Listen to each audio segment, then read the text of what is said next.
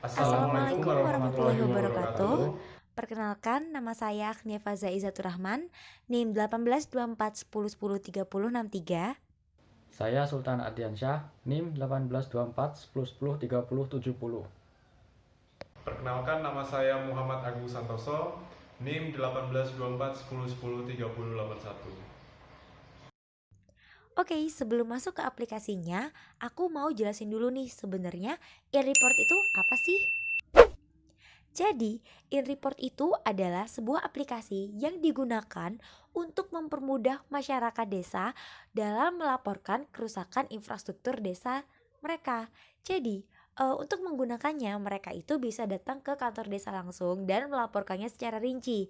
Perangkat desa yang akan menginputkan di dalam form pada aplikasi dan ketika dikirimkan, maka laporan itu akan secara otomatis terkirim ke pihak PUPR. Jadi, laporan yang dikirimkan oleh masyarakat desa itu dapat langsung terbaca oleh pihak PUPR sehingga dengan adanya aplikasi ini dapat meringankan proses pelaporan masalah kerusakan infrastruktur di desa. Jadi bisa lebih cepat, bisa lebih efisien dan tidak ribet. Oke, jadi langsung aja kita masuk ke aplikasi kita. Jadi ini adalah halaman landing page dari aplikasi InReport. Nah, langsung aja login.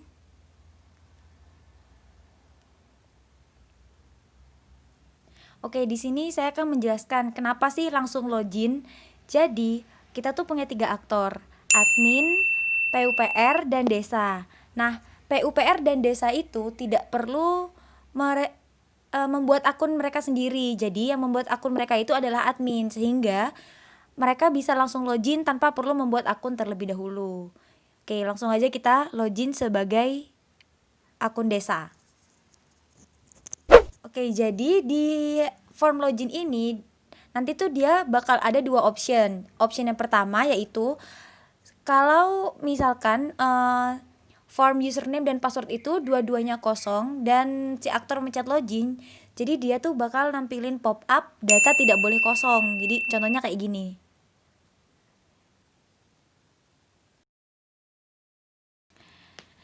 Dan action yang kedua itu kalau misalkan si username atau password itu yang diinputkan oleh aktor itu salah dan tidak sesuai dengan username dan passwordnya. Dari sistem itu akan menampilkan pop-up username atau password Anda salah, seperti itu. Oke, langsung aja kita login pakai akun desa. Oke, jadi ini adalah halaman beranda untuk akun desa. Jadi dia itu punya 4 fitur. Fitur yang pertama ada buat laporan, fitur yang kedua ada riwayat laporan, yang ketiga ada progres laporan, dan fitur yang keempat ada data berita. Jadi langsung aja kita masuk ke fitur yang pertama, yaitu buat laporan. Nah, di halaman ini dia bakal nampilin form. Form ini nih untuk apa sih? Jadi form itu digunakan untuk masyarakat yang ingin melaporkan keluhan infrastruktur desanya bisa langsung datang ke kantor desa dan perangkat desa yang akan mengisikan di form ini gitu. Langsung aja ya diisi. Mulai dari jenis infrastruktur, misalkan kayak ini gedung, terus tanggal kalian melaporkan. Setelah itu ada alamat. Jadi alamat di sini tuh maksudnya lokasi pasnya lah, lokasi khususnya lah, lokasi jelasnya di mana yang rusak kayak gitu. Terus bisa pilih level kerusakan juga, ada ringan, sedang, parah. Tuh, terus masukin deskripsi kerusakan, ini maksudnya detail kerusakan apa gitu yang terjadi di lokasi itu kayak gitu. Oke, ini contoh aja ya. Nah, terus yang terakhir masyarakat juga bisa langsung memberi usulan perbaikan atau saran lah gitu. Nah, kalau udah langsung aja diklik buat laporan. Nanti bakal ada pop up yang nampilin laporan telah dibuat. Nah, itu bisa langsung kita klik OK. Nah, kita balik lagi ke beranda. Oke, lanjut ke fitur yang kedua yaitu riwayat laporan.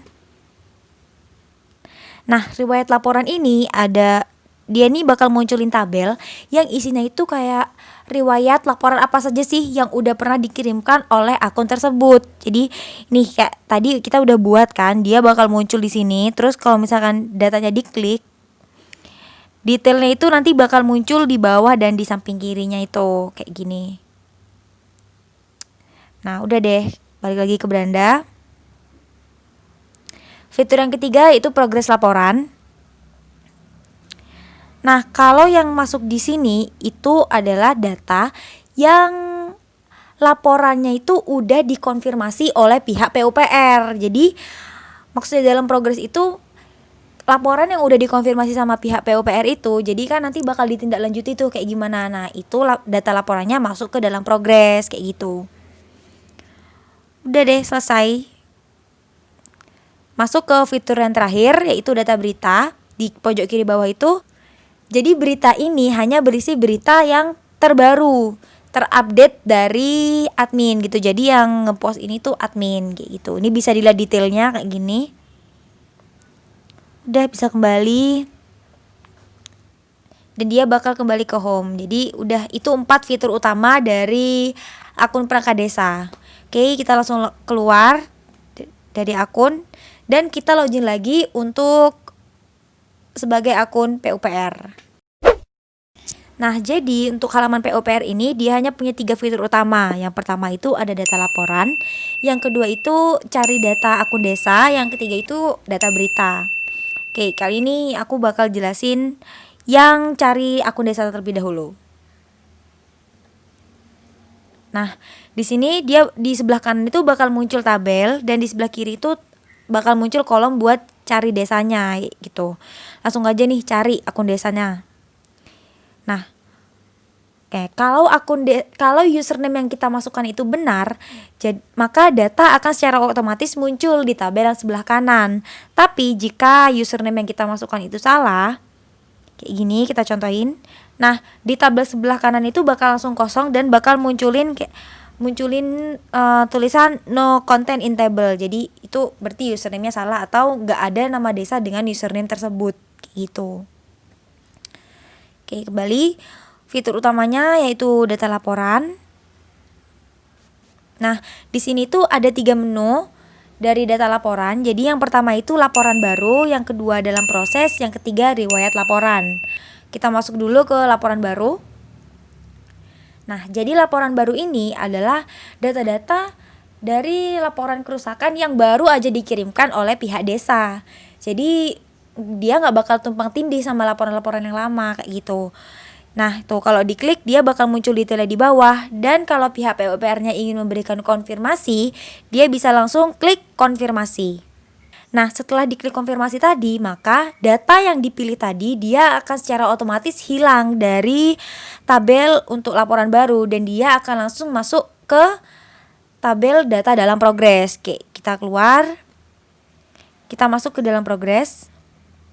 Nah, data yang tadi itu bakal langsung masuk di atas kayak gitu. Nah, dan di milik akun desa dia juga bakal langsung masuk ke halaman yang dalam progres kayak gitu.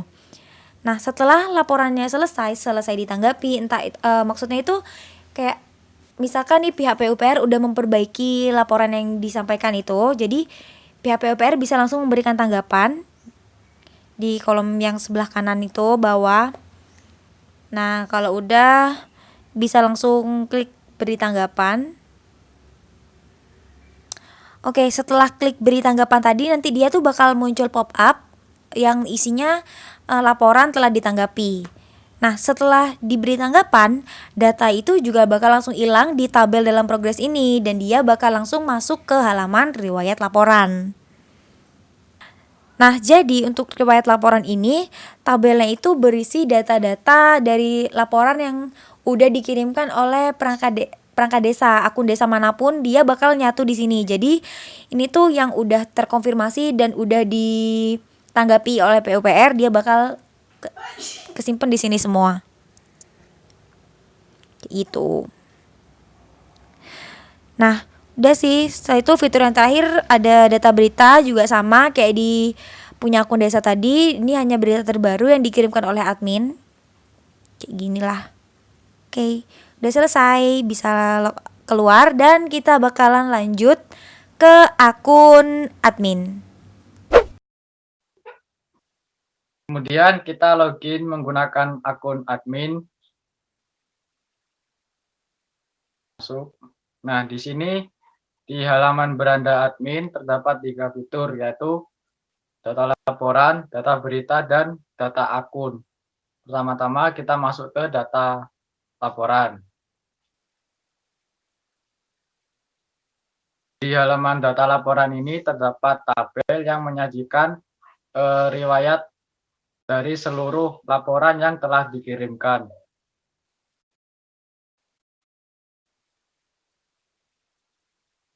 Terus kita ke tambah berita. Di sini terdapat form untuk menambahkan berita. Kita isi satu persatu hingga semuanya terisi.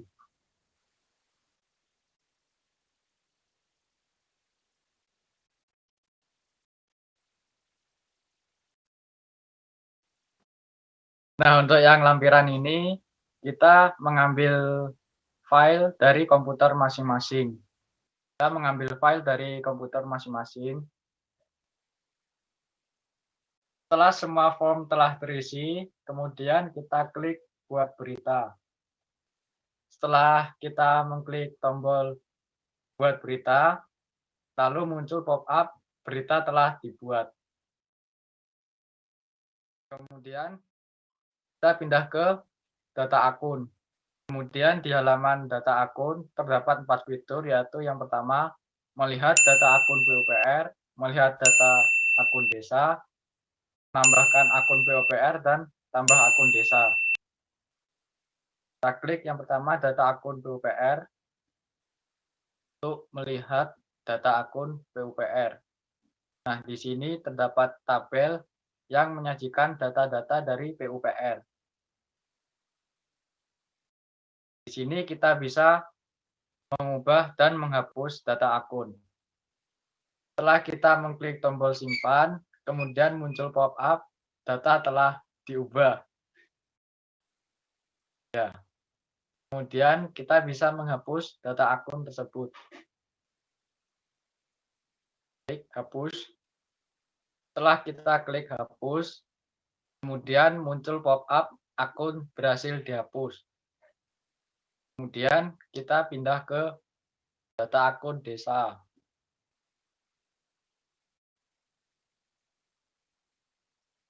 Nah, di sini sama seperti tadi, seperti halaman di data akun PUPR, kita juga bisa mengubah dan menghapus data akun.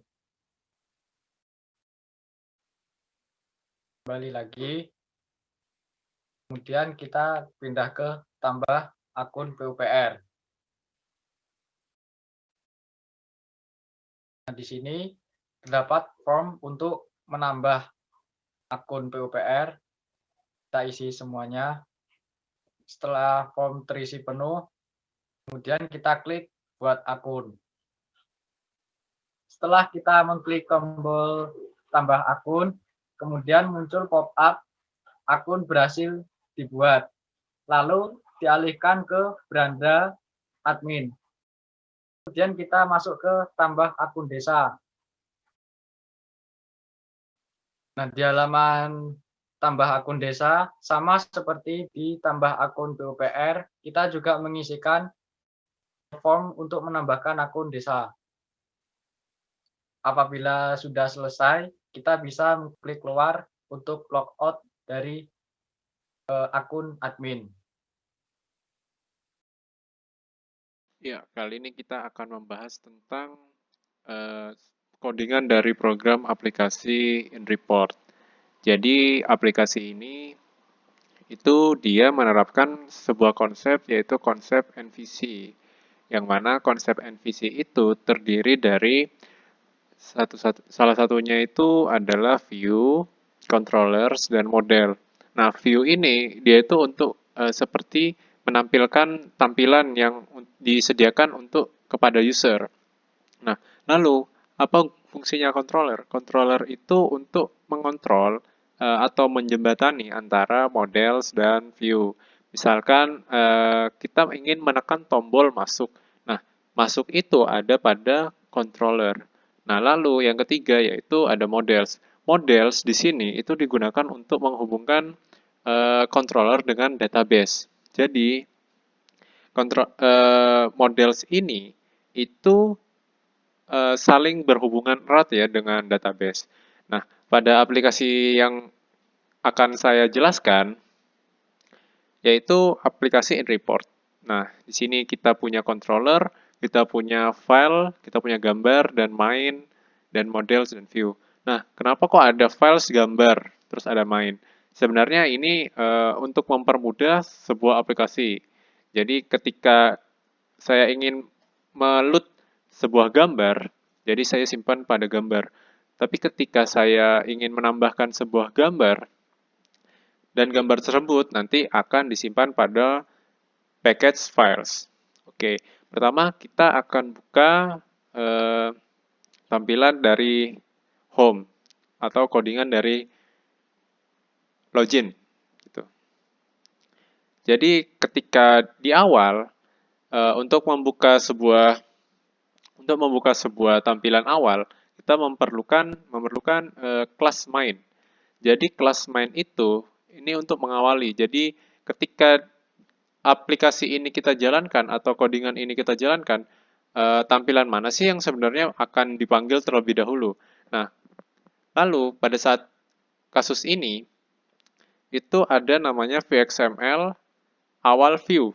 Nah, itu merupakan tampilan awal dari aplikasi InReport.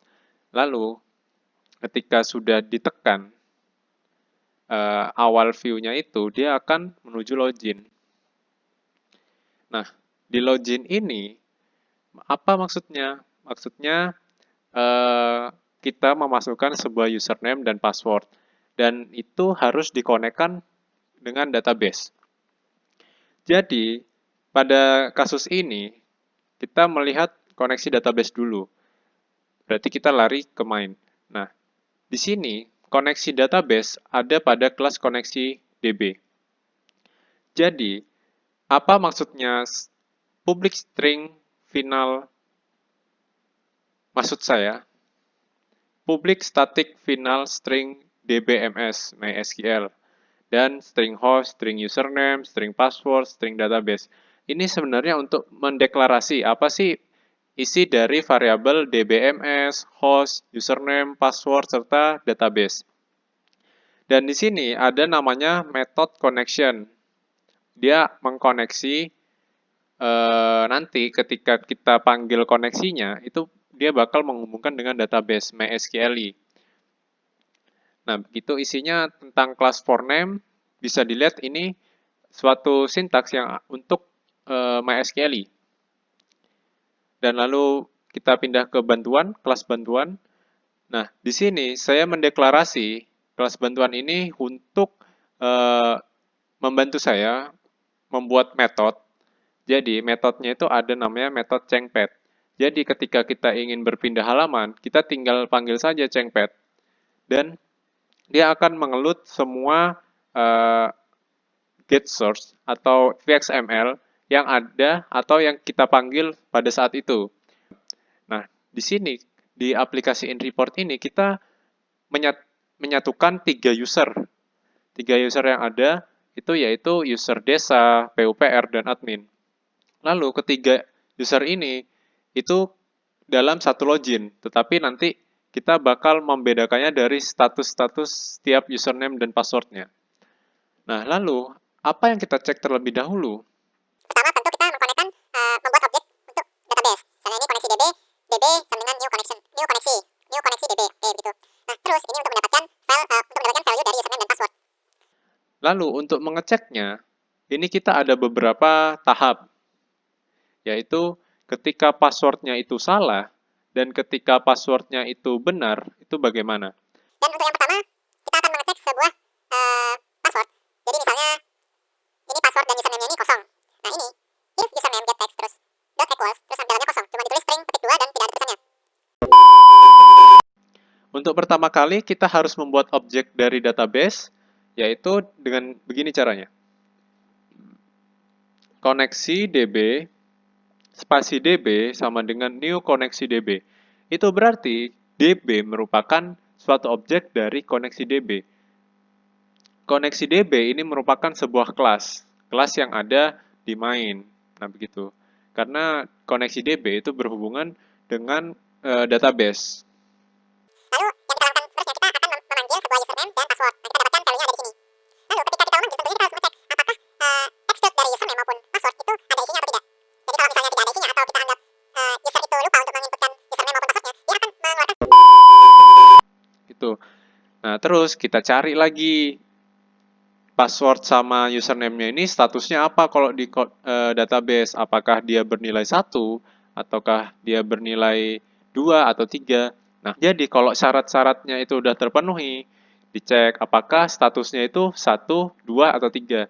Ketika 1, dia akan masuk ke home admin, dan ketika 2, dia akan masuk ke dalam home PUPR, dan ketika 3, dia bakal masuk sebagai home desa. Begitu. Lalu, bagaimana cara membedakan gimana ini passwordnya udah bener atau salah sih? Nah, kita akalin saja. Jadi begini, ketika semuanya sudah tidak maksud saya ketika semuanya sudah tidak tercapai, nah maka dia akan otomatis langsung masuk ke else. Else ini maksudnya ketika semuanya, misalnya if-nya sudah terisi nih, if-nya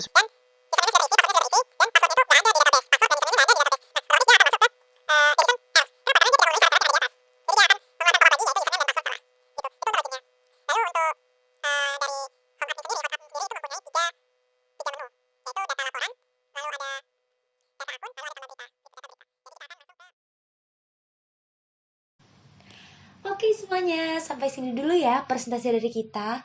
Kita mohon maaf nih kalau videonya harus dipotong di sini untuk menghemat waktu. Kita makasih banyak sama kalian yang udah mau nonton video ini sampai habis. Dan semoga video ini bisa membantu dan menginspirasi kalian semua. Oh iya, kita juga minta maaf ya kalau misalkan masih ada penjelasan yang kurang dan masih banyak kata-kata yang salah. Kalau gitu, kita pamit undur diri dulu. Dadah!